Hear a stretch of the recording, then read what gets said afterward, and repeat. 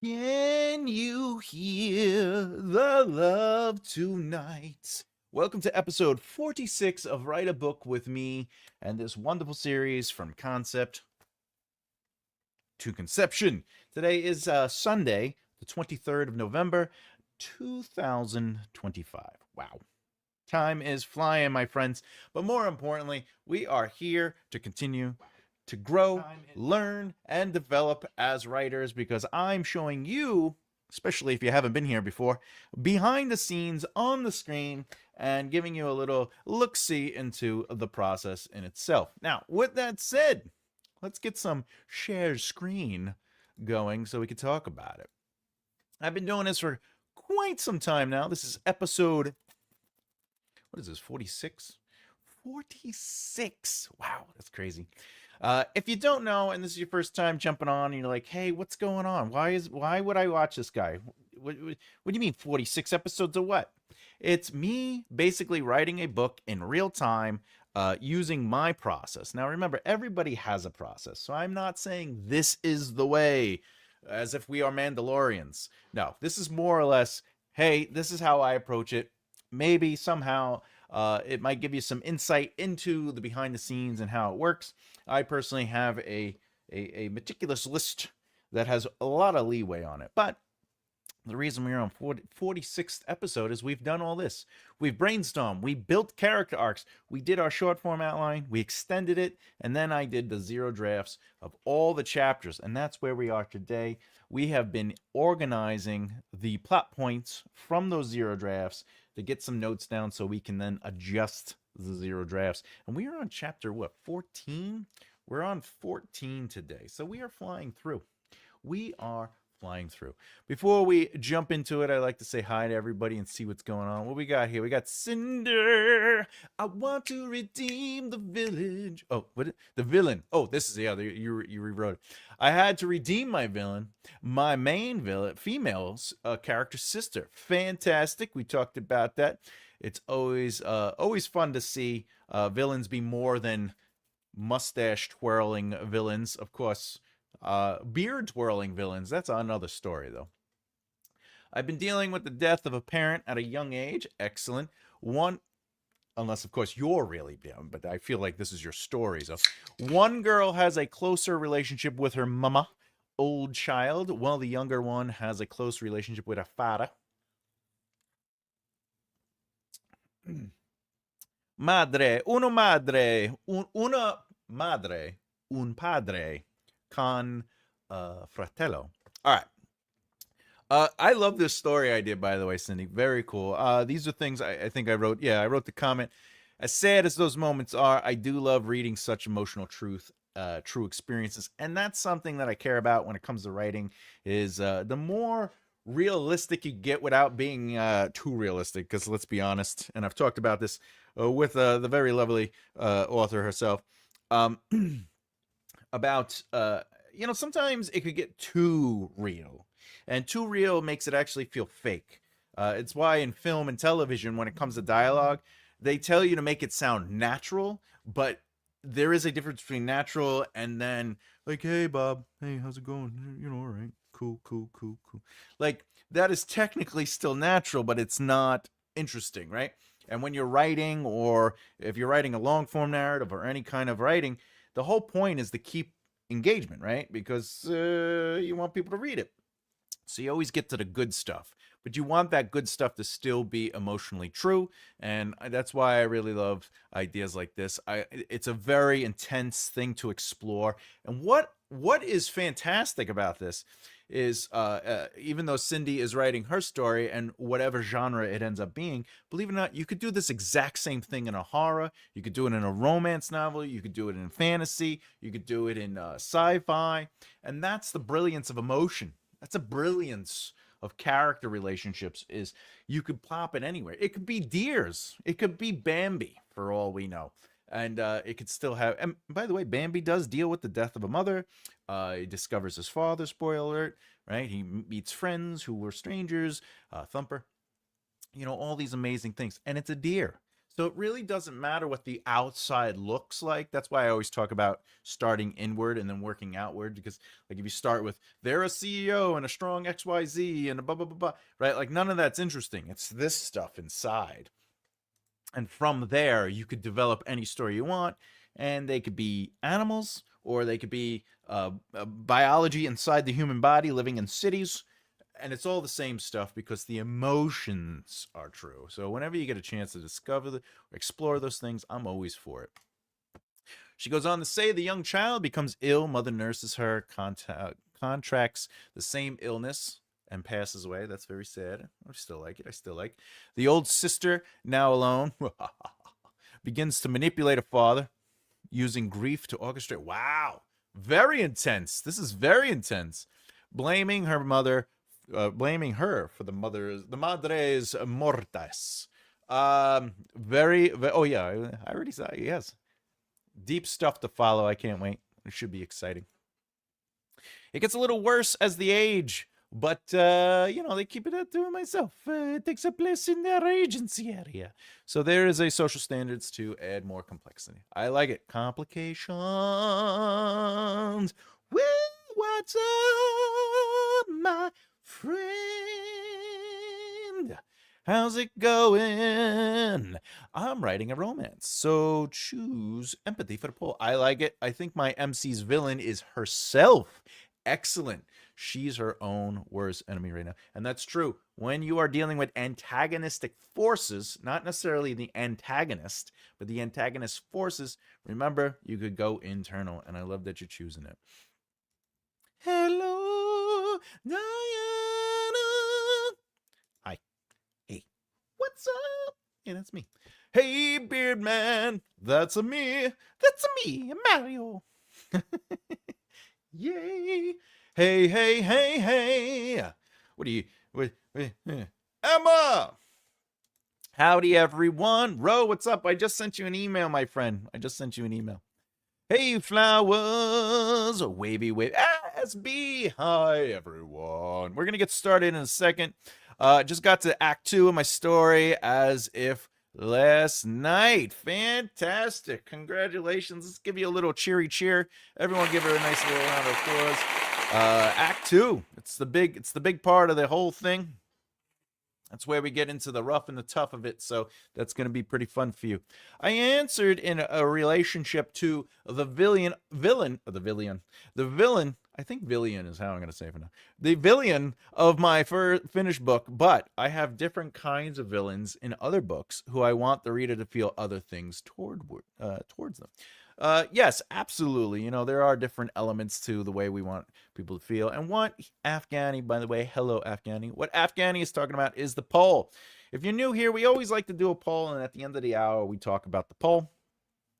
The poll today is, what do you want readers to feel for your villain? We have fear, understanding, respect. Yeah. All right. And of course, empathy for their behavior. So right now we have 10 votes. Wow. Yeah. I love it.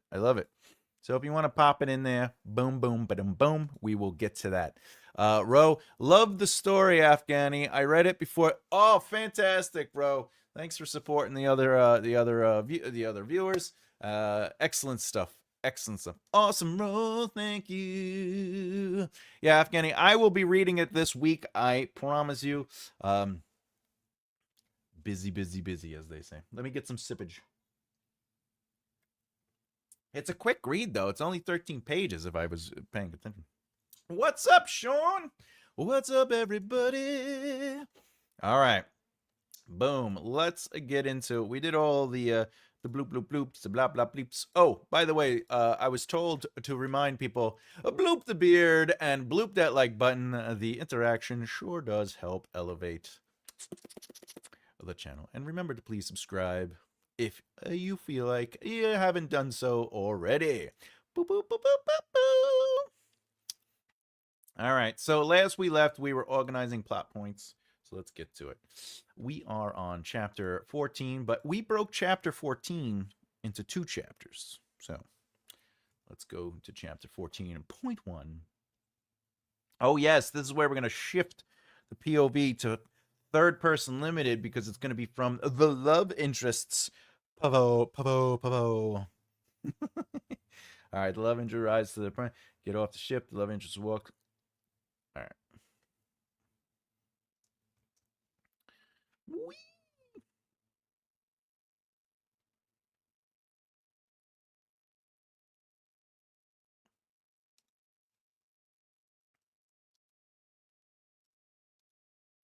Look at Anna. We're already on it. Go back and seed the love interest connection to the.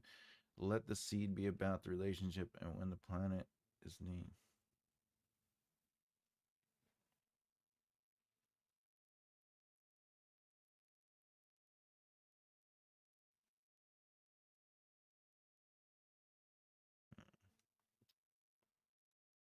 All right. Okay.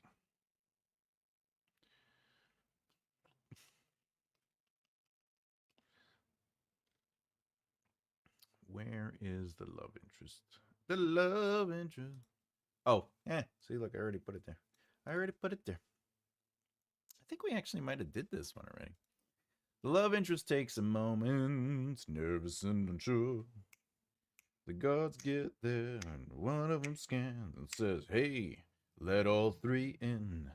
They get to the god room, and one god says to the love interest, "You have 20 minutes, punk."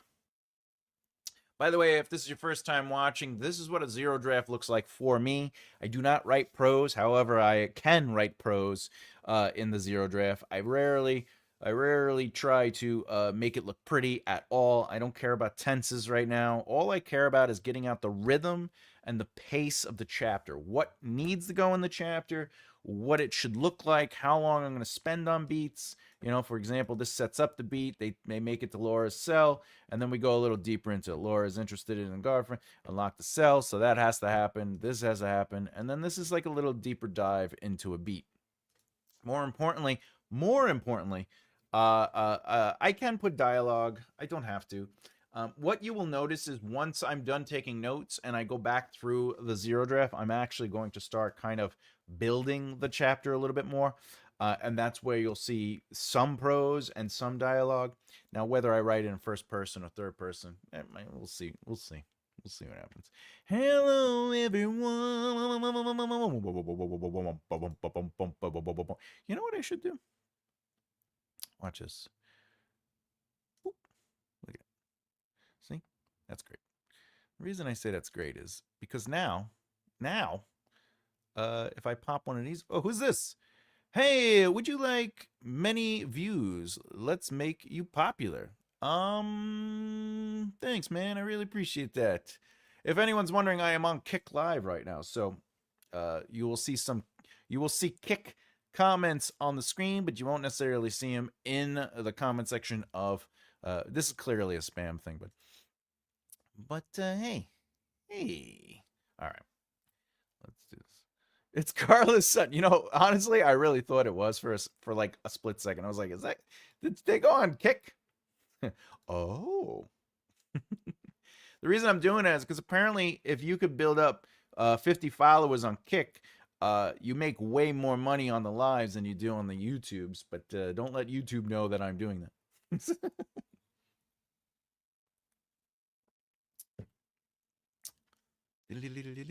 Yeah, I think having my face up here is a little bit better. A little bit better. All right. Go to badge. Love interest hands over there, badge.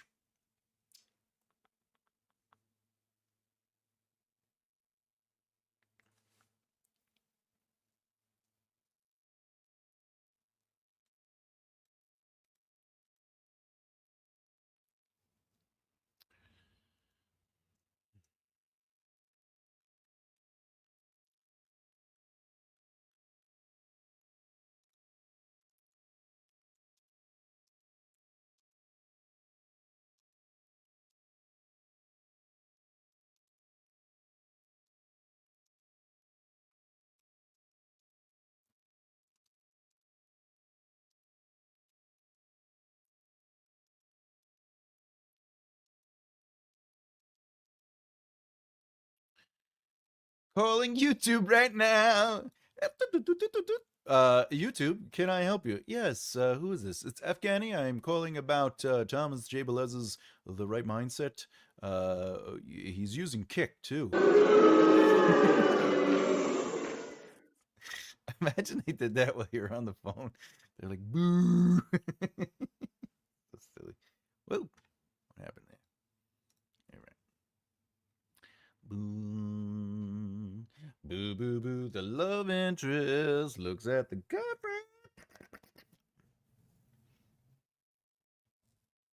Okay. Perfect. Another chapter done. We are on 14. 14. Oh, I gotta change the thing. Dude, dude, dude, dude. Do do do do do do do do. There we go. Look at that. Looks nice. Looks nice. All right. By the way, let me know in the comments. You know, what are you working on? If you're working on it, did you get a little further? I know we were doing a sprint yesterday. All that fun stuff was pretty exciting. I don't know about you. All right.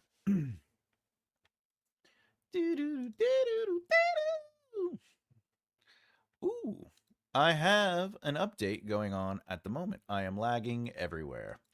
Sounds like when I wake up, I have to update my brain to today, and therefore I move very slowly. I feel like maybe I'm a robot. Who knows?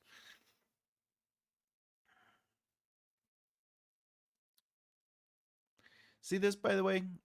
Now, again, this is just a zero draft, so it doesn't matter. But like when you're writing, if you write, this is why they say don't use ing words. They don't mean don't use ings like, you know, he ran toward the door, lunging shoulder into it. First of all, that should be plunging. No, lunge. Lunge. How do you spell lunge? Lunging.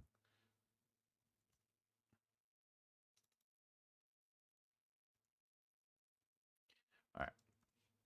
Let's see if it tells me to changing it.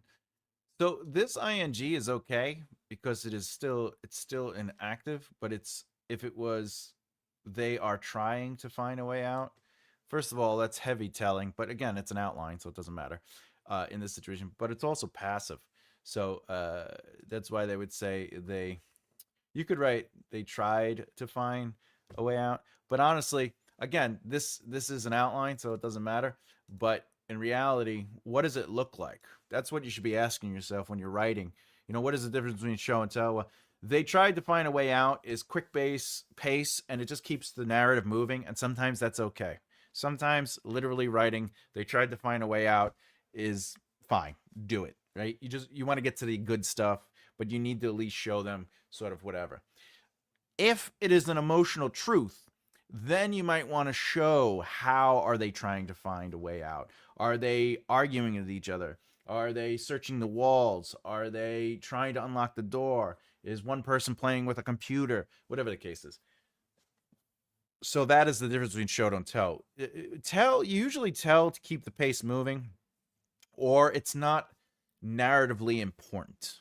It's important in the sense of like, I need you to know that they walked into the kitchen, but they don't have to like walk into the kitchen noticing the cracks and scars on the paneling of the open doorway. Unless of course now it brings them back to when they were a child, or it's a detective noticing scuffing.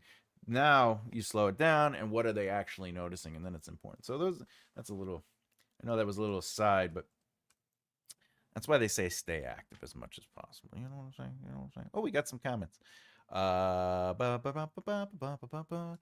kind of gave up on my NaNoWriMo. I feel like that was a good thing to do. NaNoWriMo causes too much stress, my friend. Okay. Days like yesterday make me think it's gonna be really hard switching careers because all I did after the live was rest and watch television. Sometimes you gotta, sometimes you have to give yourself that day where you say, you know what, today is a sit on the couch and veg out day. But the important part is, are you giving your career more time than you are not? And if the answer is yes, then that's fine. as a business owner, as somebody who's been self-employed since way back in 2005, if not earlier, uh, uh, you're in control of what you do and what you don't do. So as long as you're doing more than what you're not supposed to do, then you're doing good. I assure you. I'm fighting the call of my pillow. It keeps calling my name. I tell it to shut up, and then it gets mouthy again. Nap time soon. I get that. I get that. Sometimes you just gotta nap, but maybe you can nap while watching the show, and if you fall asleep, it's like I'm lulling you to sleep. So, or my beard is doing the talking.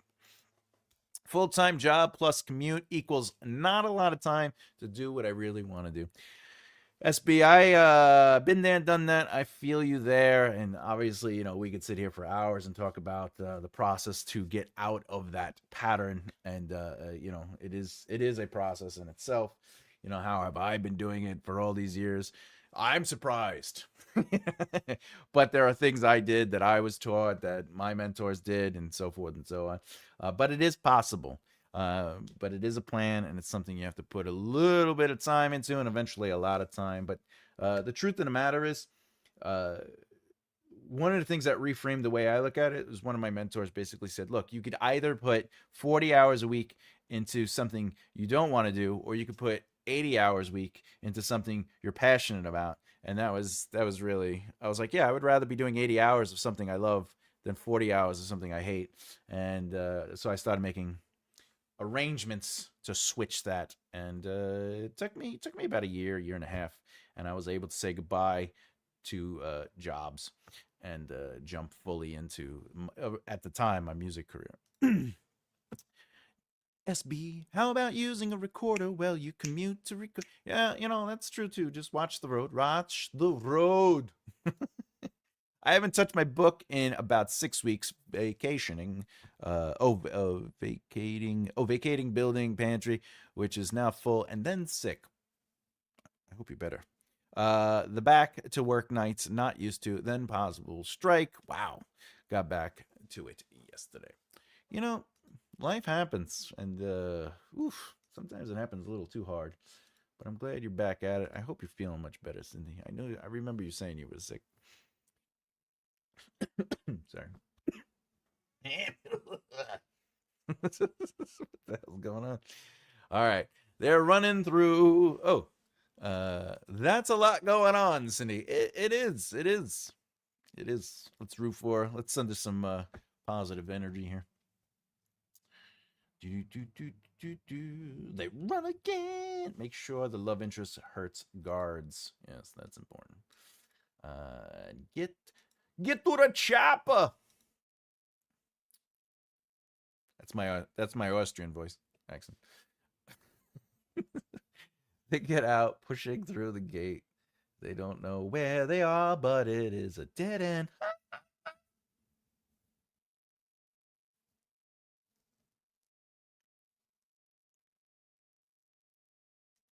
That is a nice moment. That's a nice little moment. All right. I feel like I don't have notes for that. But let's go back here. No notes. Now we're on 15. Yeah, I'm much better. Thank you. Took a month to get over. Tentative agreement. We have to vote on, so work as usual. Such fun. Not. Yeah, the vote and stuff. All the budgeting and everything. Jesus. Praise Jesus. Hallelujah. Okay. We got here. Oh, we got some Emma. Hey, Cindy, my head thought recorder like the instrument.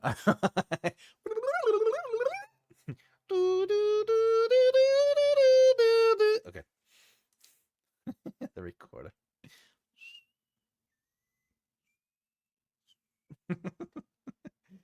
What's the matter, Dylan? CIA got to pushing too many pencils? Oh, Predator. What's the matter, Dylan? CIA got you pushing too many pencils? That's my favorite part of where they the hand thing in the air. What happened to you, Dylan? Thanks for the advice. I know it will be hard, but I plan to make this happen one way or another. And I know this community will help me get there. Absolutely. We are here to elevate and celebrate, my friend. And sing. We're going to sing a lot. Been without contract. Woo! Well, hopefully when that contract gets signed, they give you some back pay. There's boom, boom, which is the retroactive pay. All right. Laura and the love interest are tossed into high security cells. Separate from each other. Suckers! But the love interest is in the next cell. Convenient. All right.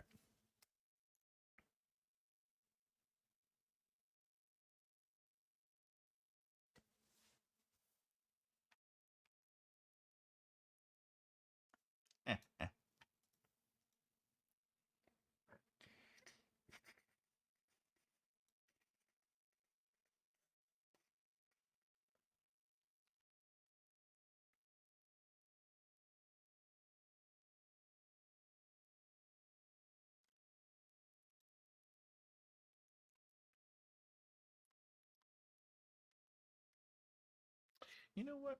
Next cell over. This is in the cell across from her. That makes more sense. That makes more sense. Oh, we didn't. Hey, I'm at chapter 11. Oh, excellent. Can't wait for that. You made it to chapter 11. That's, I think that's not a, is that a Leah chapter? I forget. It's been a little bit. Let's see. Oh, no, it's My Verone. Oh, yes. That chapter is exciting. I do like that chapter. I do also like treble at night. Treble at night for Leah. The chapter before, chapter 10. That's a fun chapter too. But I hope you enjoyed My Verone. Sometimes when I see that name pop up, well, it's a title. It's a title. He's the trainer. But I'll be like, My Verone. Because I'm weird. I'm glad you're enjoying it, though.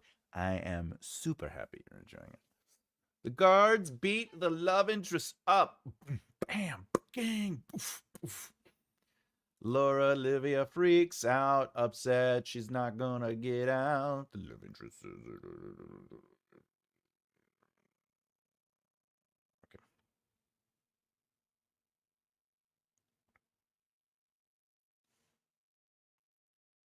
Change this to a lesson.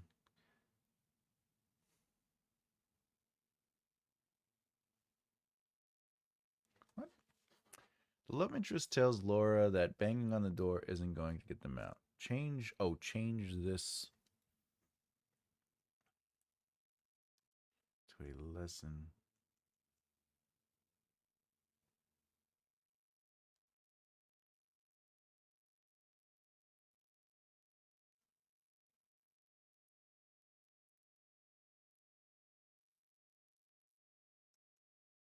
I don't know what comment means, but I want the subtext.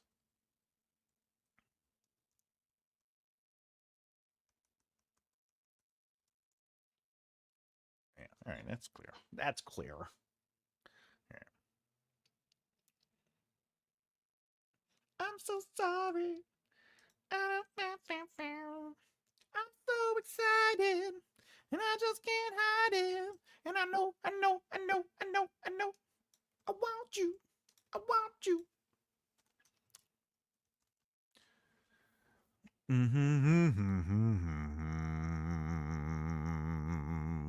That's what she said.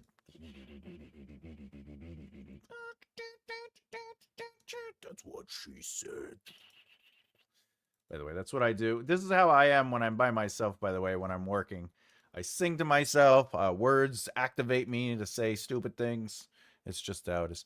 Aaliyah's story is getting interesting. She and Reiner are going to have more than words when she gets tired of his crap, I think. There is more. Politicking happening with Liam Dor, than anyone knows. Interesting.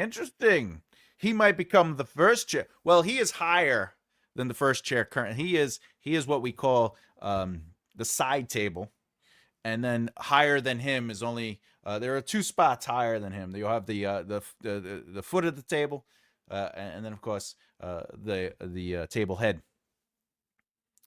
If he went to first chair, that means he would be demoted. He does want to see certain things happen for that, but I am not going to give anything away. But I was just clarifying. First chair is lower than the side table. Side table.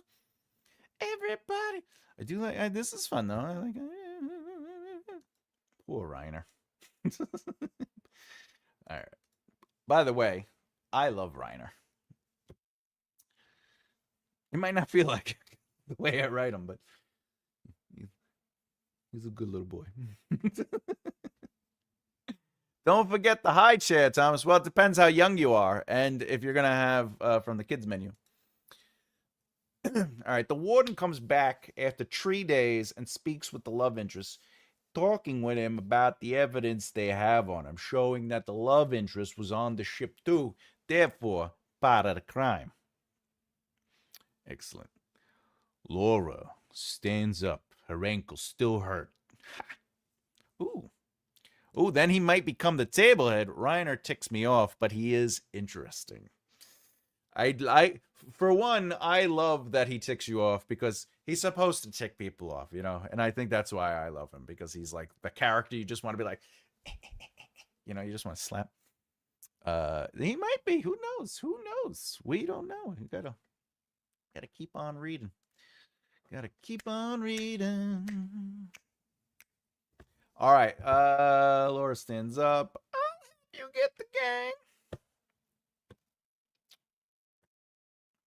By the way, this is what I feel like the penal system is like. They're like, we got you guys.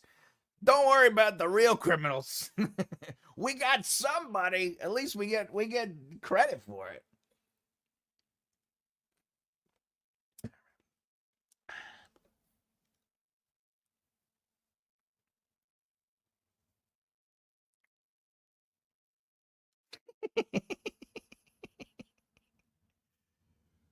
Penal. It's like that meme where it's like lizard, lizard, lizard, lizard, lizard. I'll just be like penal, penal, penal. All right. I'm glad my childish humor is accepted here. There is I don't know if I've ever told this story on this, but when I used to do stand-up comedy, there was this comedian that was like very successful, as he would tell everybody.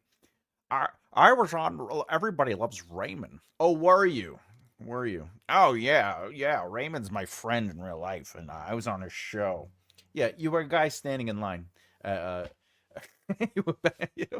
anyway, he tells me one day he sent me an email, and he goes, and I thought it was funny that he sent me an email to do this, but he goes, I just want you to know, I'm going to unfriend you on MySpace, of all places, by the way. He goes, I'm going to unfriend you on MySpace only because you have childish humor, and I cannot associate with people who do not have adult humor. So I wrote him back, and I said, hey, I did some investigating. I'm okay with you not being friends with me, but I looked into the definition of adult humor, and apparently the definition is childish banter. And I never heard back from him, but he also says he's a doctor, so that's funny. He said it more. Somewhere Beavis, yo, bro. Fire. Fire. Yeah. Cool.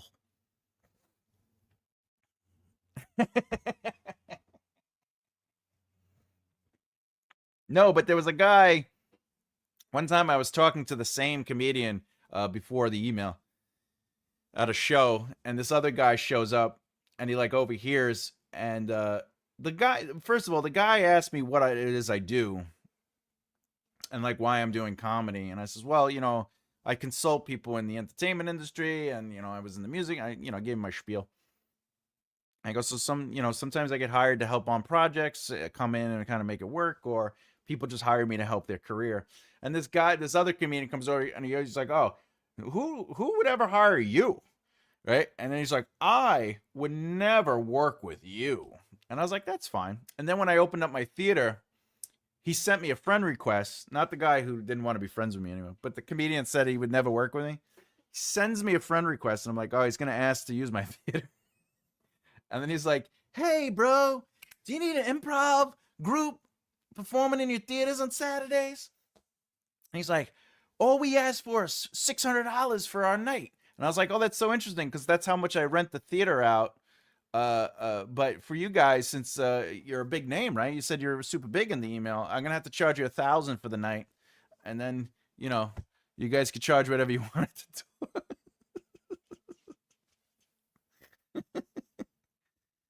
Anyway, he rented the theater.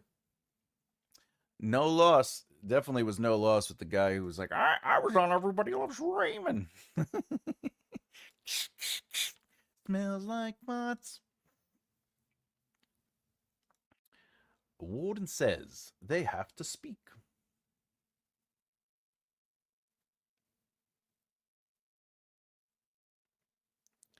Is on video.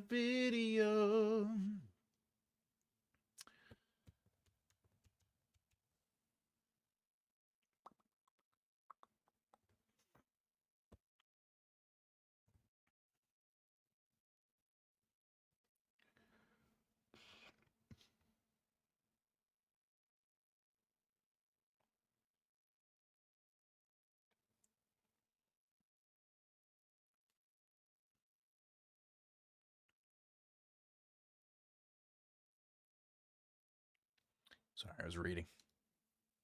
I'm trying to shut laptop down as everything has froze. Just the secret to that is you just hold the button down or throw it against the wall. One of those works.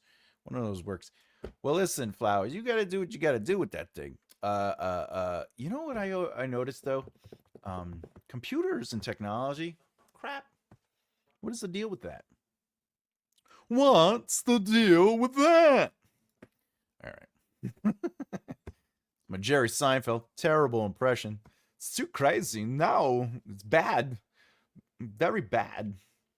I have to get to the ship to retrieve it. Elements on the ship. It's going out the window. You're throwing windows out the window? I like it. What's up, everybody? If you're just joining us now, I see the numbers went up. We are working on gathering notes per chapter. If you're looking at the screen, it's because I'm writing a book in real time. This is a zero draft outline. It is not prose yet. We are not at the first draft. We are just mapping out the rhythm and pace of a book, specifically a chapter. I am just reading through the chapters now, and if I have to take any notes, I'm doing that. So feel free to ask questions about your writing. I am a developmental editor and a writing teacher, so feel free to ask questions. I'll be happy to answer them. Or if you want to ask questions about what I am doing, feel free. And they're gone. Okay, I gave the whole spiel for nothing. Control, Alt, delete. That sometimes you just gotta pour water on it. That really, it's taking it's taking the penal system. Penal. Okay. Lizard.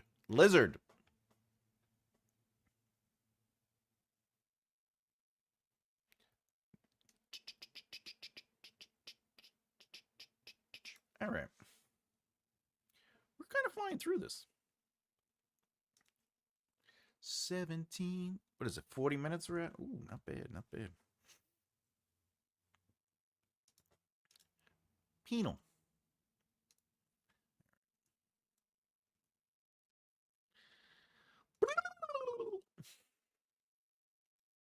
What I love. By the way, if anyone doesn't know, there is a poll in the comment section. Feel free to vote. It is, what do you want readers to feel for your villains? We have 12 votes right now, so there's two remaining. What do you want readers to feel for your villain? We have fear, understanding, respect, and of course, empathy. Not that those are the only things, but they're what we're talking about. on today's show. And at the end of the hour, we're going to talk about it. So we got about what is it? 20 minutes, 10 minutes, 10 minutes, 20 minutes, 20 minutes. How do you math and add? Math not mathing. All right. What? That popped up out of nowhere. They get into a pissing argument, asking where the thing is, and they keep arguing. I think I'm gonna name the gang leader Bob. The authority.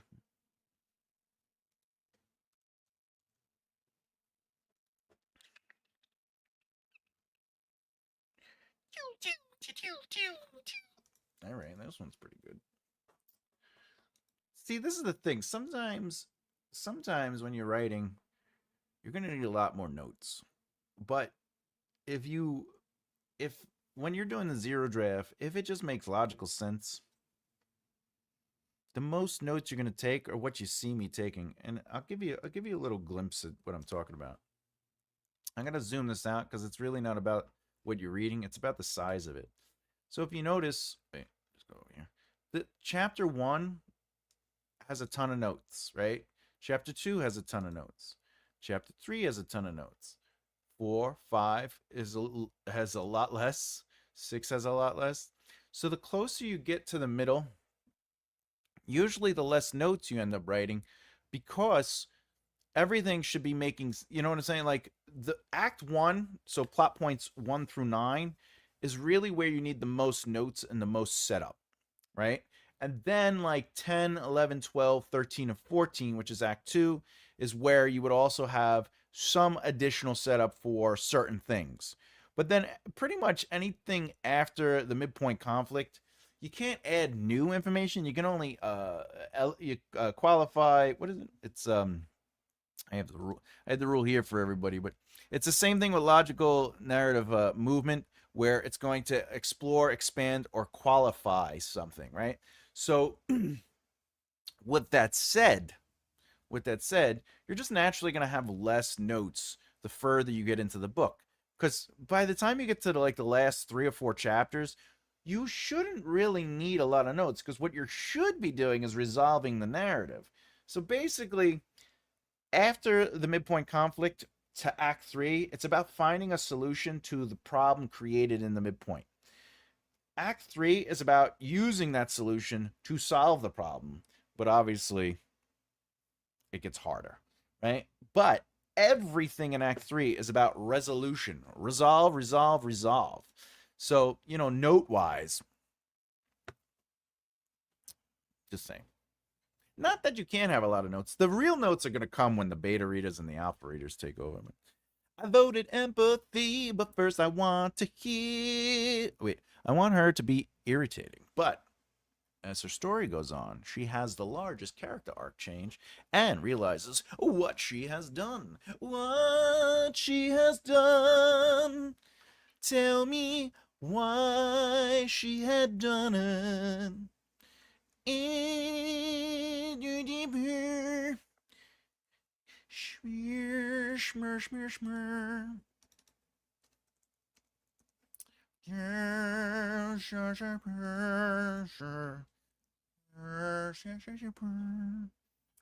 Just wrote that.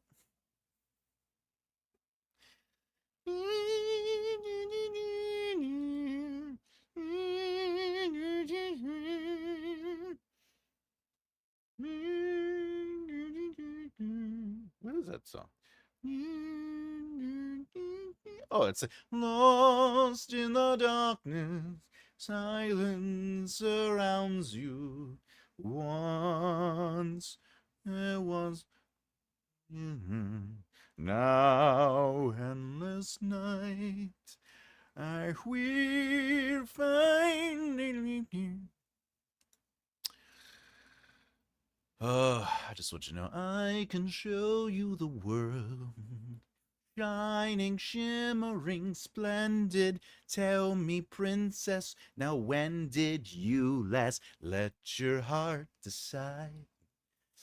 I can open your eyes, take you wonder by wonder, over, sideways, and under. on a magic carpet ride. Everyone, a whole new world, a new fantastic point of view. No one to tell us no or where to go or say we're only dreaming. A whole new world, a dazzling place I never knew. But when I'm way up here, it's crystal clear. I don't know the rest of the song. What we got here? I am currently doing a full backstory of my villain. Fantastic. The villainess, the villainer, the villainy. Oh, what's next on the list? I shall do every song I can remember. And help decide, redeem, or condemn. I love that some of these comments just feel like natural, like musicals, you know? I think that it is necessary to connect with their darkness and help decide, redeem, and condemn. Just, I love it. Also, I agree with you, Cindy. I agree. All right. Laura and the love interest show up, show up. Laura asks to go. By the way, chapter 18 is technically considered plot point 18, the way we're doing this book. So if you didn't know, this is technically not technically, it is. This is the last plot point in Act 2. So this is Act 2, Section 6, which is finding a solution. And we are in plot point 18, which is, despite the setbacks, the protagonist decides they will succeed no matter what. And it ultimately solidifies their dedication, which means they're going into Act 3 with gumption. Unless, of course, they don't believe the truth of the lie in the midpoint conflict. Then they're going in with the assumption that they're right and they're dedicated to what they believe is right, which ultimately they learned in Act 3. They were wrong. A whole new girl, not the same as yesterday. Every day a new one. That's funny. Row making me laugh.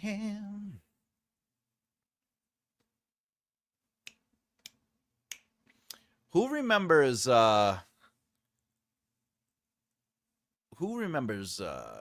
is the song? Let's see. Life is like a hurricane in Duckburg. Race cars, lasers, aeroplanes. It's a duck blur. Might solve a mystery or rewrite history. Yeah, DuckTales. Ooh. Every day they're out there making DuckTales. All right. Just me? Just me? Run away from him. Yes, run away from this person where it says a whole new girl, not the same as it. DuckTales, that's right. Woo. Everyone left, though. I got a whole bunch of people leaving with that one. That show was amazing. So was Darkwing Duck. Darkwing Duck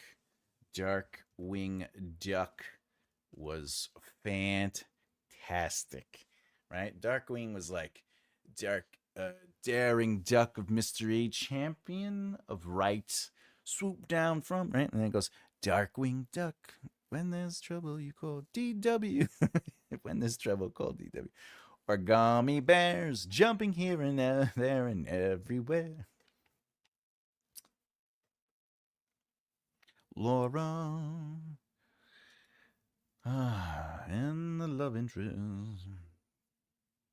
Let's get dangerous. That's right. That show was amazing. Every day at the school, I watched the Disney 2 hours. Right? And also the Animaniacs. It's the Animaniacs. We're zany to the max. I know, too. I know. I woke you up with my singing. I'm sorry. I'm sorry. What we got here? 13 votes, huh? No one wrote respect. No one wants people to respect the villain, huh? Does no one not like Magneto? All right. Dating me, but my favorite character was Ludwig von Tuck from The Colorful World. I remember that. Hey, what's up? I'm making an appearance. Welcome to the show, everybody. Give him a nice round of applause. All right, Laura and the love interest to hey, one out, one out, you want out? No? Oh, you just want to sit on the thing? All right, whatever. Cats. The cat's in the cradle and the silver spoon. Little boy blue and the man in the moon. Father, when you're coming home, I don't know when. Maybe we get together then. Maybe we get together then. Always gonna be late when there's a Sunday roast on offer. Well, that's fair. That is fair. And I noticed you didn't bring us any, but no judgment. No judgment. That is a sad song. That's a sad, sad song. It's a sad, sad song. Do do do do. See, like all this, I don't. There's just no information. I need the seed. She gives to them what she has, and they continue to. We're having roast today. Everyone having roast but me. What's the deal? No scraps at my table, Thomas. That's funny. Love a roast. I am jealous. Once I told my friend I love roast, and all he did was make fun of me. I just didn't understand. Real quick, as an aside to what's going on, I'm taking notes because I'm trying to decide what I need to build on, what I need to go back and seed, etc. But let me give you a little advice here. Sometimes you don't need to seed payoffs that are so narratively important that they continue to move the narrative forward. And I'll give you an example. Let's say there are two characters on a spaceship and the spaceship's going to blow up and they're trying to stop the timer, and one of them's like, what happens if we don't stop the timer? And the other one will be like, I don't know, are there escape pods? And they look and they go, yes, one. So the reason that works, and it only holds one.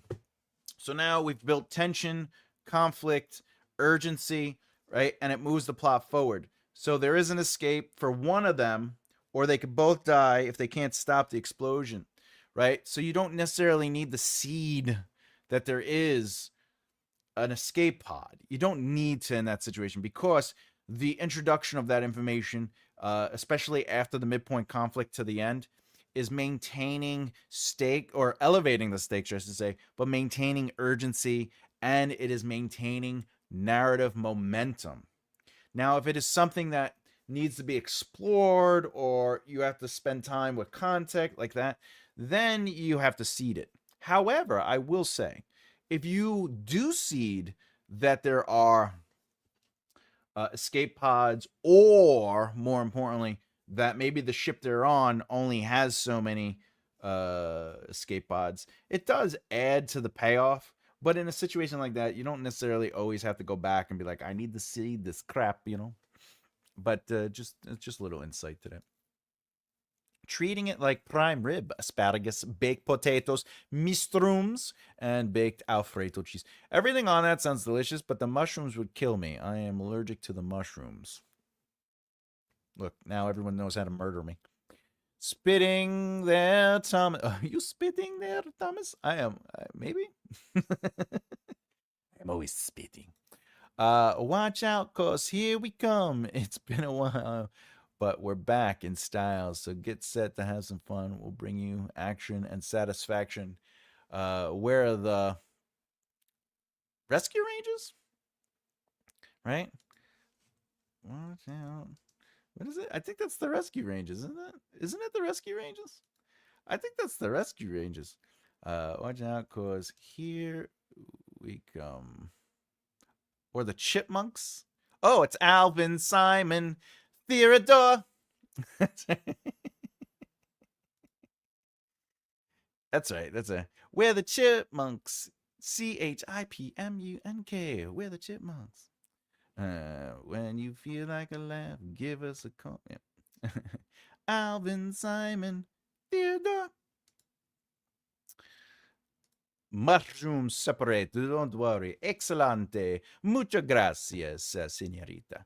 Signora, señorita es el español. Chipmunks, this way. Chippy monks. Where are we at? We're almost at an hour.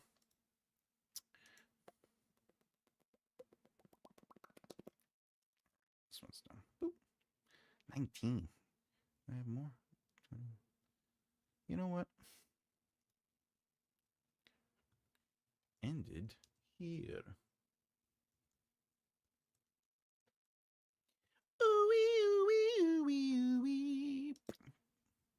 It's the chipmunks. It's the chipmunks. Those damn monk chimps. Chipmunks. Hello, chipmunks. All right, what do we got here? Thumbs up. All right. Let's go to the poll. By the way, we did really well today. We got through a bunch of chapters. We are on chapter 9. We are basically next time we start, next Sunday, we will be starting on the first chapter of Act 3 of Act Trace. Pen 2 more poems today, Thomas. Fantastic, M. I love it. I love hearing that. You never know. If you keep at this, you might be able to, whatchamacallit, publish a poetry book. And there's nothing wrong with a poetry book. Most writers, their first book is a poetry book. Those, and I'm very happy for you, good sir. Those pesky kids. And I would have got away with it too if it wasn't for those pesky kids.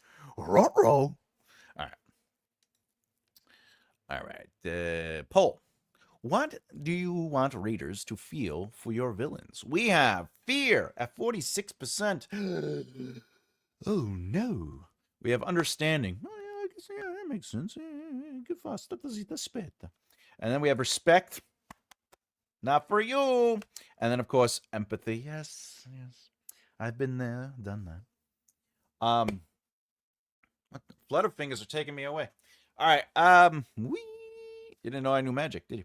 All right. So fear. Yeah, I guess we want our antagonistic forces, our villains, shining some fear. Like we want to feel like, and please tell me if I'm wrong on this, but we want to feel like at any given minute, the antagonist could kill the protagonist or kill anyone, that they are not necessarily like Joker level, like we don't know what they're going to do, but we know they are capable and willing. And that's an interesting fear. Snugglepuss. Exit stage left, right even. Hanna-Barbera. I love Snugglepuss. Exit stage left, right even.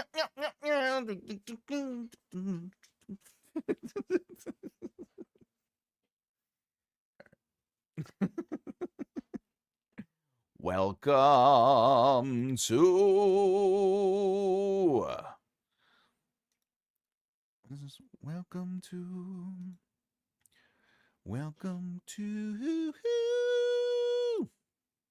what's going on here?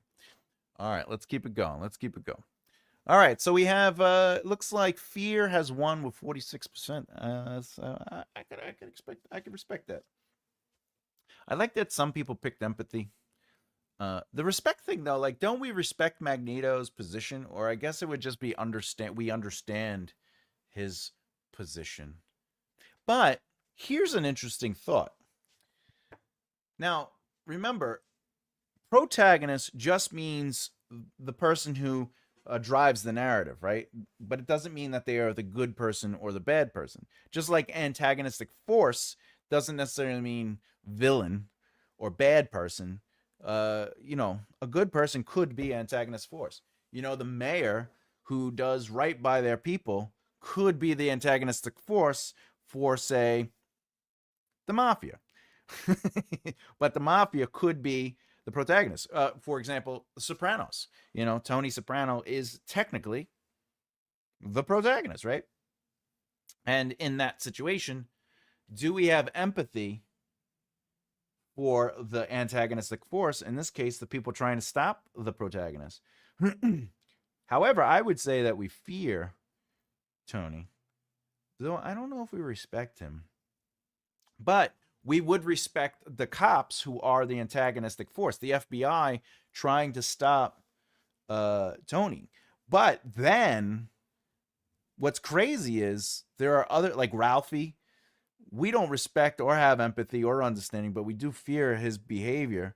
But at the same time, he is the antagonistic force against Tony. So the antagonist just pushes back. It's the opposition against the protagonist's desires or needs. So sometimes the antagonistic force can be something we do respect, something we do have deep empathy for, and of course, something we can understand. So, respecting the antagonistic force doesn't necessarily mean that, they're evil. They could just be good. Oh, Emma went with empathy. Makes an interesting character. Yes, when you could definitely empathize. Empathize. Empathize. So it's fun fact. Oh, let me end the poll. Let me end the poll. Let me end the poll. End the poll. I don't want to give anything away, but I just want you to know that for anyone who's reading Death of a King, MakeARightLeftHere.com, you could read it exclusively on the Patreon. Anyone who's reading that, I'm sure you're noticing that the villains or the antagonistic forces all throughout the book are not necessarily super evil. And some of them, there is empathy for them. There are some, you could have empathy for them. Some of them you could respect. Some of you can, whatever the case may be. And I think, when I'm writing this book, or wrote this book, I should say, or when I'm writing the series, because there's more than one book, I like to approach the quote-unquote antagonists, the forces of the antagonists, in a way that is more quote-unquote human, even though there are no humans in my book. They're all technically from another planet, so for us, they are all aliens, but the closest quote-unquote human there is the Hammerians, which they are broken up into two kinds of people. They got the Sarvians, and then the men, the what do they call them? The men of walls, or whatever, the people of walls. But more importantly, I like to approach antagonistic force with that human truth behind it, like that they aren't necessarily just doing something, like they have a real reason. And I think that always makes it quite interesting. Also, update on the 27 plot point outline. Where is my sheet? Holy sheet, the penal system. All right. Let's see, where are we? Ooh! I'm almost there. Let's see what I got left. I have 35,000 words remaining for the third draft, where I have to go through, read, and do some slight adjustments and editing. I'm also I'm using the text to speech so I can hear the flow of the writing to make sure that it makes sense. So I'm flying through this. So we are technically looking pretty good. I'm still going to say January, but who knows? We might get a Christmas in there. And as everyone knows, Breaking Down Success, Book 1, The Foundation for Longevity, is currently available, but everyone here knows about it. But if you didn't know, Thanksgiving is coming up this Thursday. So, happy Thanksgiving to everybody out there as is. If you don't celebrate Thanksgiving or even know what it is, that's also fine. I don't necessarily celebrate it, but I do enjoy the day off. And I know Canadians celebrate it on a different day. However, it is what it is. If you haven't done so already, please subscribe and hit the bell icon so you don't miss out. And that's it, really. That's everything. We did it all today. I respect, fear, understand, and have empathy with Dexter, and he is indeed a serial killer, but he is the protagonist. That's right. He is the protagonist. But the respect, fear, understanding, and empathy, right? Where he's not the antagonistic force, but he is technically the antagonistic force for the police officers. But because he's the protagonist, they become the antagonistic force, which is always fun. My favorite villain is Regina from Once Upon a Time. Regina. I've only seen one episode of Once Upon a Time. She starts out evil, but by the end of the show, now I don't have to watch it. She becomes the good queen. As long as she grows a mustache, I'm in. But I hear Rumpelstiltskin, the character plays Rumpelstiltskin, steals the show. But again, I haven't seen it. I haven't seen Once Upon a Time. I have decided to combine Break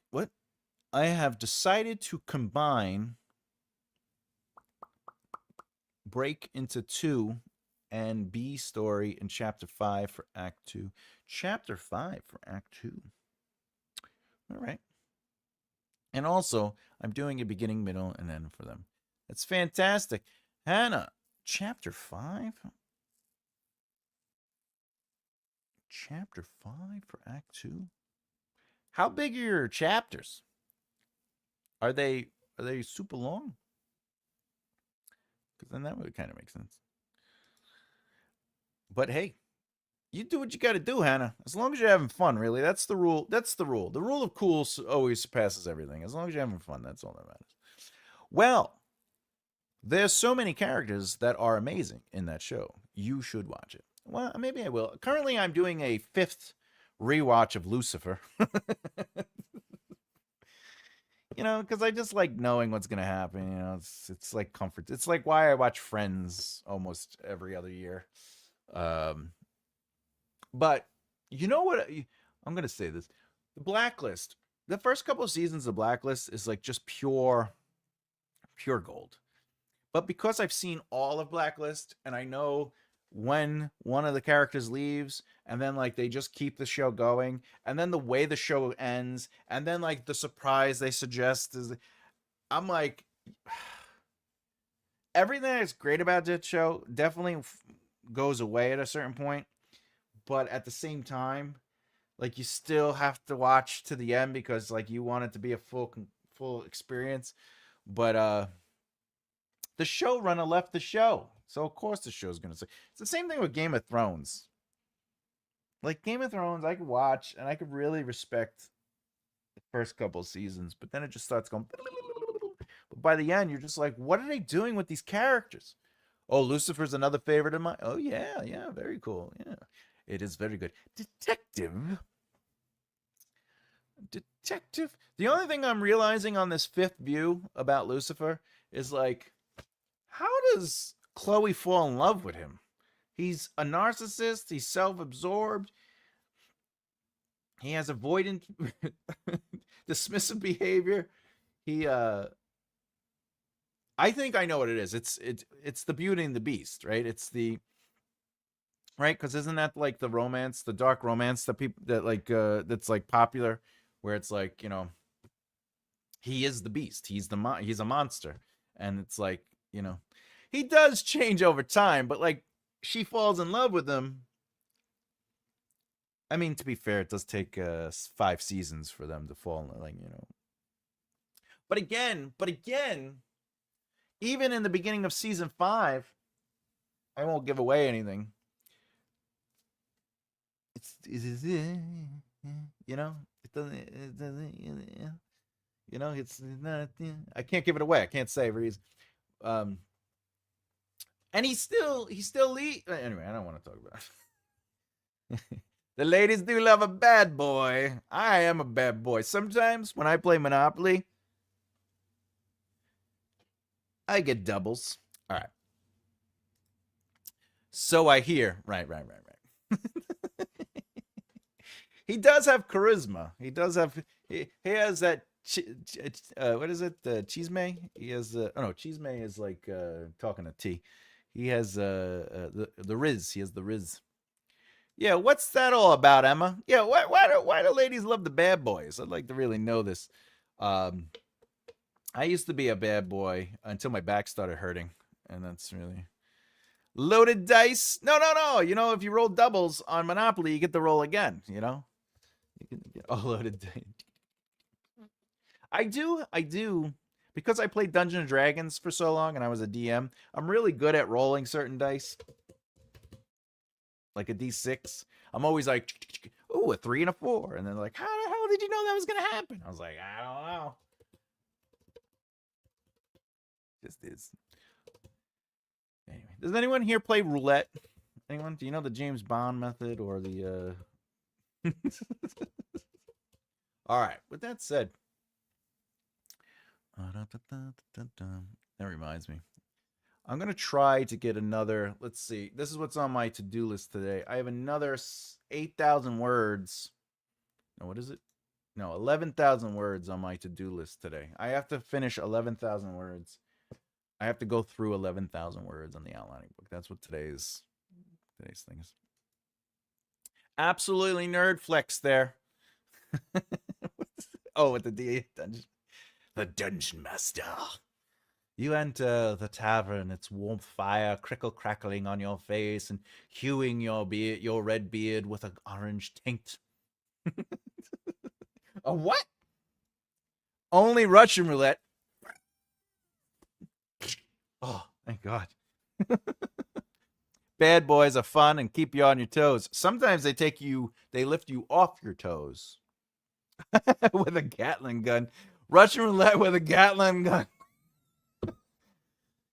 He always loses when he plays. So does a rope. Oh my God, that's funny. A rope does keep you off your toes. Hey, baby. I mean, a couple of dice, you know what I mean? You know, yeah, I've rolled a few dice here, you know, maybe those dice.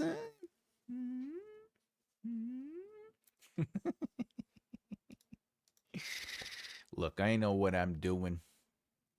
Anyway, I guess I could leave this out because that's what I'm going to do next.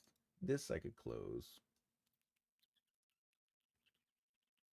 Oh, what do we got? If you're lucky, they sweep you off your feet. Hey-o! I'm not good at flirting, you know? I've never been very good at flirting because like I'll go up to a girl and she'll be like, "Hey, what are you doing in my house?" You know, and it's like, I'm just trying here. I don't understand.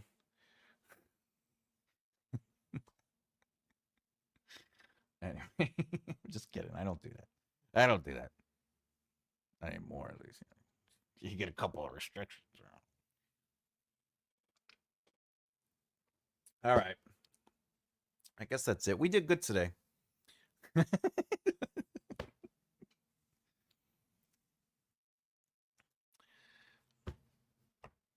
One time, this is a true story. One time, some girls just like to make things awkward. They really do. They really do. I dated this girl. Well, I didn't choose to. It just sort of happened. But she was like, it was in school, 8th grade, and this redhead comes up to me. It's important that I say that she's a redhead. Okay, and she goes, "Hey, you're my boyfriend." And I was like, "No, I'm not. I don't even know. Who are you?" And she tells me her name. And I go, "N?" And she goes, "There's a guy. He's about to come around that corner, and he's just bothering me." And I was like, "Okay, I'm your boyfriend." Anyway, so we did it as a joke. And then somehow I was with her for like a year. I don't know what happened. Anyway, we're still friends to today, but she got married, had a kid. That's really, I'm like, good luck, Chuck. You know, if you're with me, the next person you're with, you're going to marry and have kids with. So it was a meet cute. It was very much a meet cute. It was adorable how it all played out, but at the same time, knight in shining. Well, in my mind, it was fun to basically play yes and with a stranger, but also to protect her, but just to protect the person in general. and then to see how convincing it could be just together, and just to play with that kind of energy, and like just shoo off somebody. So it was a really nice opportunity to be a human, and to like embrace the like those are gifts, when you get to sort of like play with life, when you get an opportunity to kind of step up, it's good to say yes to those things. So it was always nice. That's a good romantic story intro. Well, Cindy, feel free to use it. Feel free to use it. It would be a high school romance though, and that's, what is that, middle grade? So I think you can kiss in a middle grade, but uh you know, I don't kiss and tell, so I'm not gonna say if I did, but I just want you to know. Sometimes, she was shorter than I, so sometimes she was on her tippy toes. I did that and ended up with 2 kids. See, you get it. M. She was a farmer's daughter. Well, that's the reason.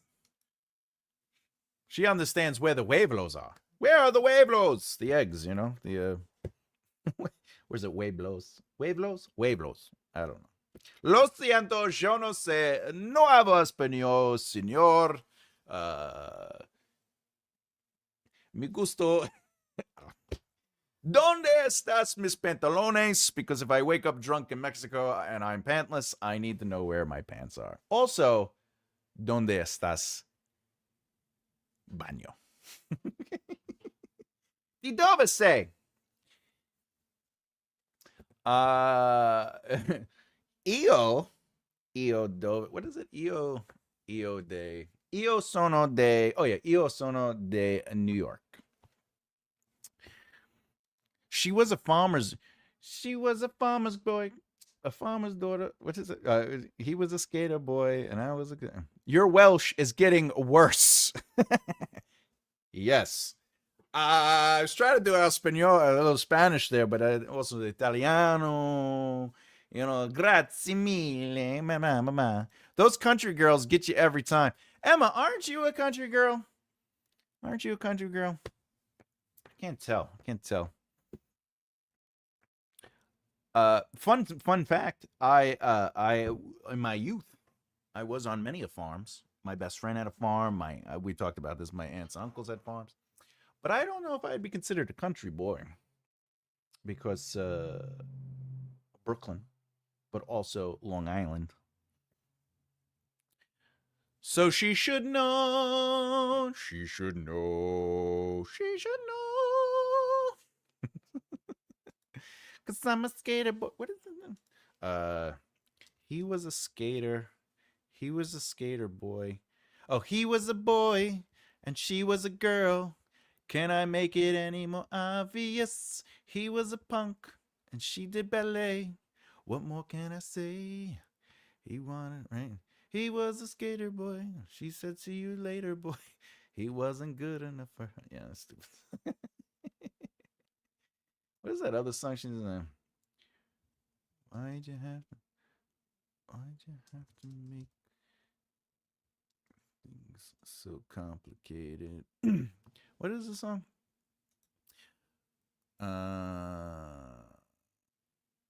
Why'd you have to go and make things so complicated? I see the way you're acting like you're somebody else. What is it?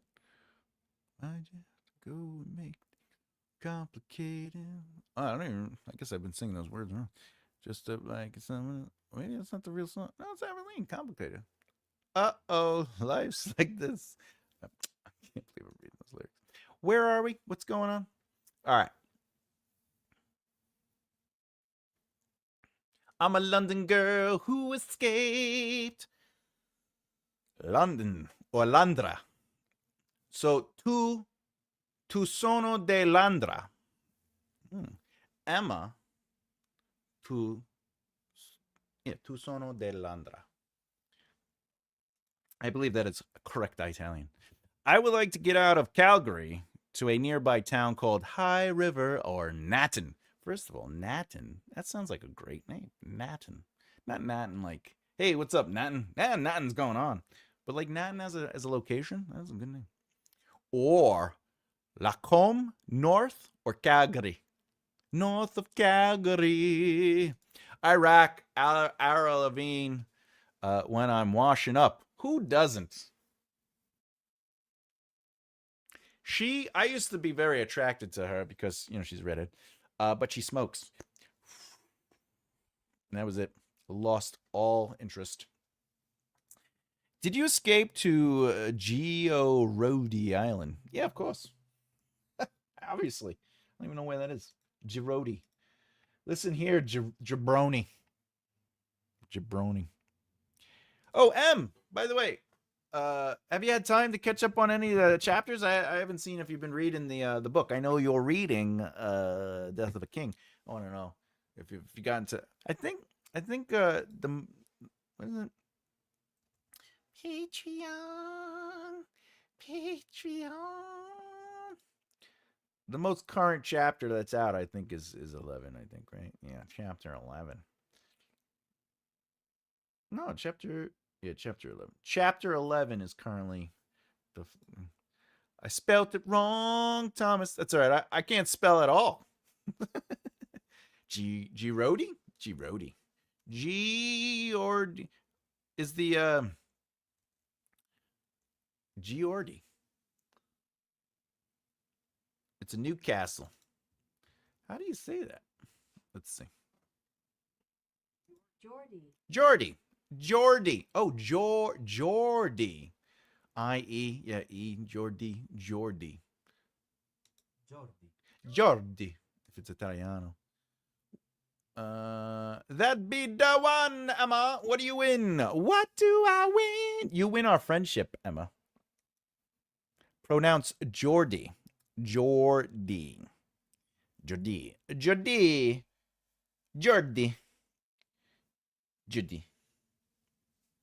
All right.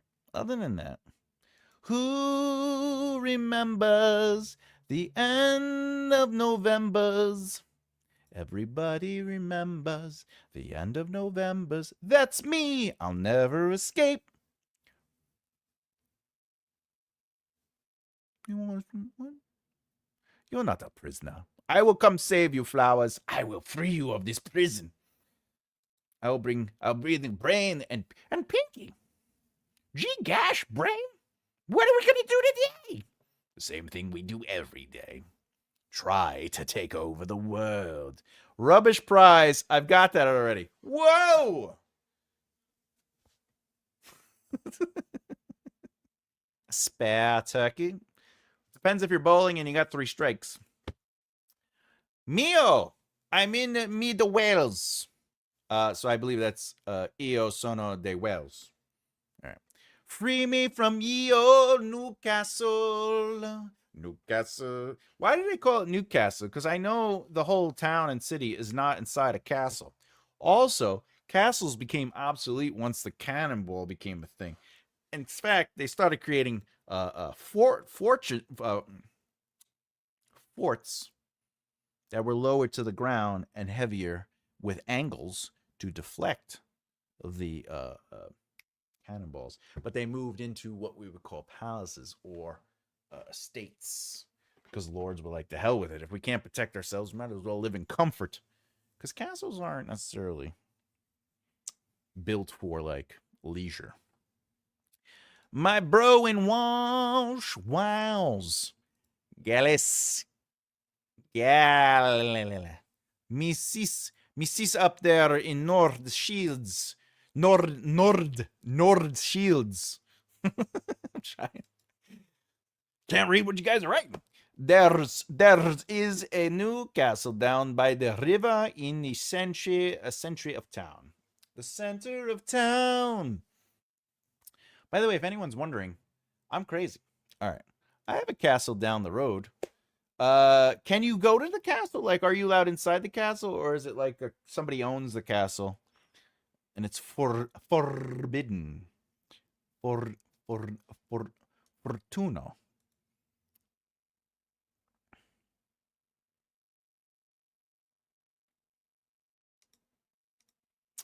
Fortuna. I have a bucket to build a sandcastle. Interesting. But do you have a beach? Oh yeah, well, where you live, there should be beaches, right? Don't you live on an island? It's all island over there. It's only little. It's a ruin. It's a ruin. But you can go. So it doesn't have a roof, is what you're saying. How much do they want for it? I'll buy it. I'll be your neighbor. You want me to be your neighbor? I'll come. Oh no, because you're not going to live there long. You're going to move, right? You're moving. I was going to say I could have moved there. I could have been your neighbor living in the castle, but whatever. You don't want me there. We're friends, and you said you already have that, so it's not really interesting as a prize. So like Oh no, I didn't forget you sent it. You know how many castles are in Europe, let alone Great Britain? Gifa, state zitta, aspetta. And if you speak a Russian, lejate, sediat. All right. We had some fab Northern Lights pics at St. Mary's Island last week. That's fantastic. That must have been beautiful looking. Beautiful. Oh, awesome flowers. Awesome. Yes, very awesome. Very. You light up my life. That's cool. My sister got some good pics too. I don't have a sister, so I don't got any pictures. Welcome to the machine. All right.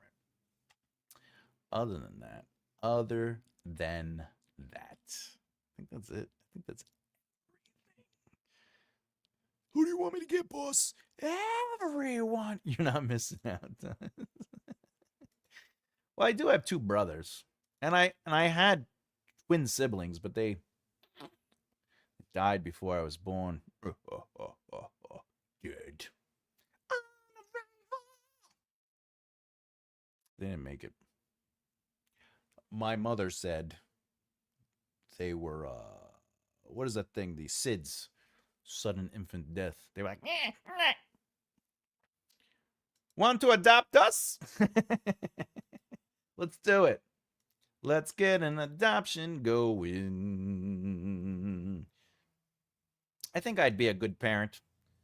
I'd be the parent. I'd be the fun parent, What are you talking about? What did I say? What did I say?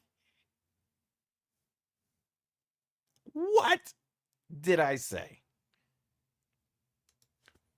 I could be your oldest sister. Are you older than me, Cindy? I thought I was old.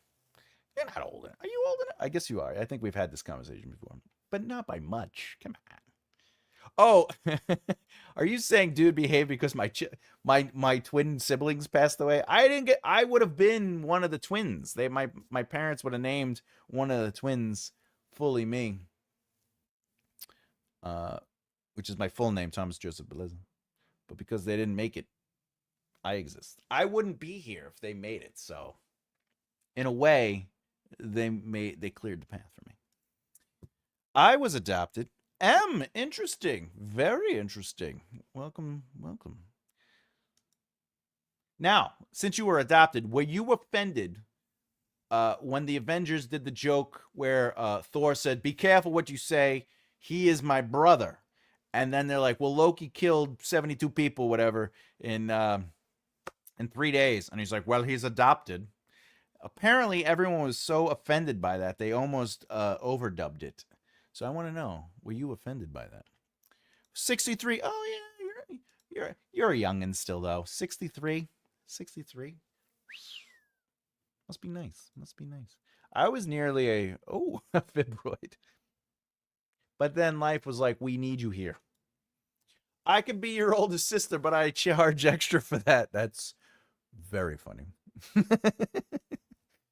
Flowers. At least she's not a what is it? The sandwich, the Mimite sandwich, whatever it was.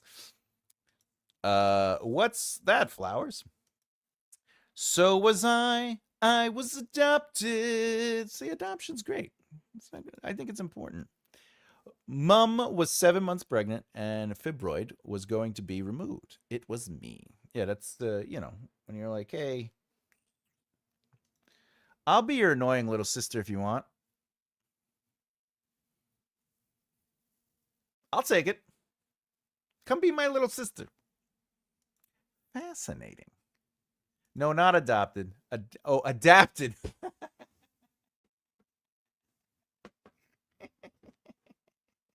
So you weren't offended at the line in Avengers. I'll assume. All right. So you're a twin flowers.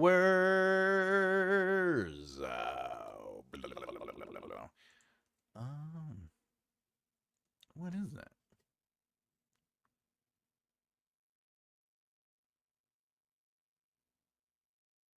Well, the fibroid is basically a tumor, but they thought flowers was a tumor apparently. No, just me. Science is fantastically weird and amazing at the same time. That's all I'm saying. So I'm like, more like he'd be the annoying. I would be an annoying brother. I am an annoying brother. I'll just put it out there. I'm not the most annoying brother in my family. I'll be honest with you. I am the least annoying. At least I am least annoying. You might be right, Cindy. You might be right. All right, everybody. I think it's time to call it a day. I got a little something I got to do. I got to do the dishes real quick, and then I got to get to work. I only got a little bit before dinner time. Mom didn't officially know she was pregnant, even though she thought she was. Interesting. My mom told me she didn't believe in abortion, but was willing to do one for me. But I was 13 when she told me that, so that was a weird Christmas. Anyway, buy the stuff. Buy Carla's son stuff. I already did the spiel. You want me to do the spiel? I'll only do this. Hey, makearightlefthear.com. Check out my books. You can get my outline book coming hopefully this January, but definitely Death of a King. I recommend reading it. It is exclusive on Patreon. And of course, you could always get Breaking Down Success for People for Christmas. That's it. That's all we know. Buy Emma's book, by the way. Emma's book is wonderful. Emma, M says to Emma, ha ha ha ha ha ha. That's it. My mom tried to get me committed when I was 13. Committed to what? Like playing soccer or something, or softball? Isn't it weird when parents are just like, we love you, but can you go away? And you're just like, my mom didn't technically. I didn't really know my parents when I was younger. I knew my parents more when I was old, like when I turned 18 and moved out. And I was like, yeah. And then like I got to kind of know them as adults. But as a kid, I never really. My dad had PTSD, so he stayed in his own little room. And I didn't really. I was always out because in my day we didn't have technology like we do today. So video games and television was running around with your friends. Good times though. Good times. Our alarm to get home was the lights turning on from the streets. Wow, glad you're here, Flowers. I'm glad you're here too, Flowers. I'm glad they were like, hey, wait, I don't think this is a tumor. This is a life that needs to be preserved. Did you return the favor, M? Back in your day. Yeah, back in my day. At least I would have got 3 squares. That is true. It's like when people go to jail. You get free workouts, you get free food, you get free education, you get free health. But to get that top bunk, I don't think it's worth it. It's a lot of neck and throat movement, as per my research. Cave painting, riding mammoths. How do you know that I was back then in the cave days? You're not supposed to know that. I don't let that be known that I am as old as Randall Savage. Laptop just. That's what it does. All right. Anyway, with that, I gotta go because I gotta do some dishes and stuff, and then I got a little bit of work to do before din dins. But I will say this: What does it say? Okay, if you a bit poly. Okay, if you are a bit poly. Well, I am poly, but I don't get the. All right. I will be here next week. So, oh yeah, I guess let me tell you. Uno momento, por favor. Let me. I gotta tell you what's going on next week.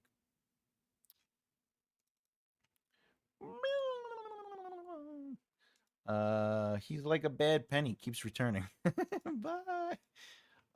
For anyone who cares, next Thursday I won't be around, but it doesn't matter. But Wednesday, the pre-record will exist. It's going to be fantasy. It's going to be about writing epic fantasy, and it's about character arcs in epic fantasy, analyzing character arcs. That should be fun. And then Friday is going to be bad reviews and how to embrace them. And if oh no, that's Saturday. Saturday is going to be about bad reviews and how to embrace them. Sunday is going to be about dialogue and character development, how to use dialogue to reveal character, backstory, fears, and desire. All right, there you go. I will be here next weekend, so I'll see you then. As always, head and throat action. That's what she said. That is what I said. He said he is polyamorous way back when. I did. I am. And it's okay. There's nothing wrong with that. Sorry I disappeared. That's all right, Ro. We're about to run and go. To everyone out there, much love. Have a fantastic celebration on the Thanksgiving. If you don't celebrate Thanksgiving, then have a fantastic week. Much love, much life. I'll be talking to everybody out there as always. Peace out. I am Thomas J. Bellezza, and keep developing the right mindset all day.